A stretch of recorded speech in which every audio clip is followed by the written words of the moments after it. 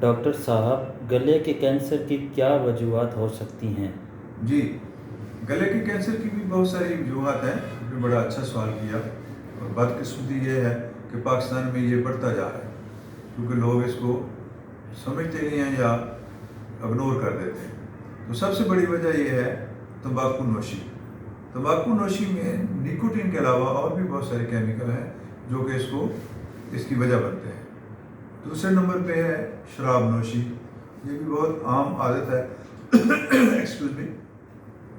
اور مزے کی بات، جب بندہ کوئی شراب بھی پیتے ہیں اور ساتھ سگریٹ نوشی، تو دونوں کا آپس میں کئی گنا اثرات بڑھ جاتے ہیں کینسر پیدا کرنے میں. اس کے علاوہ بیڑی، گٹکا، یہ جو پان ہے، یہ بھی گلے کے علاوہ منہ کا بھی کینسر کا موجب بنتے ہیں.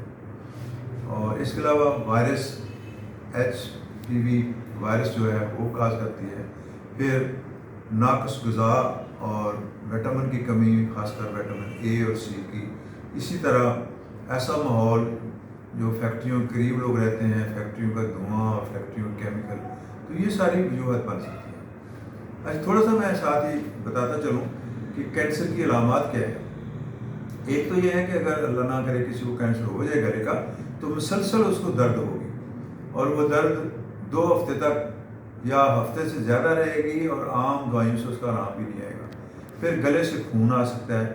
پھر گلے میں کھانے میں رکاوٹ آ سکتی ہے. پھر کان کا درد ہو سکتا ہے. پھر اس کی گٹھلیاں جو ہیں گردن میں کہیں نظر آ سکتی ہیں کہ وہ جس کو رسولیاں کہتے ہیں، چھوٹی چھوٹی. تو یہ مختلف علامات ہیں.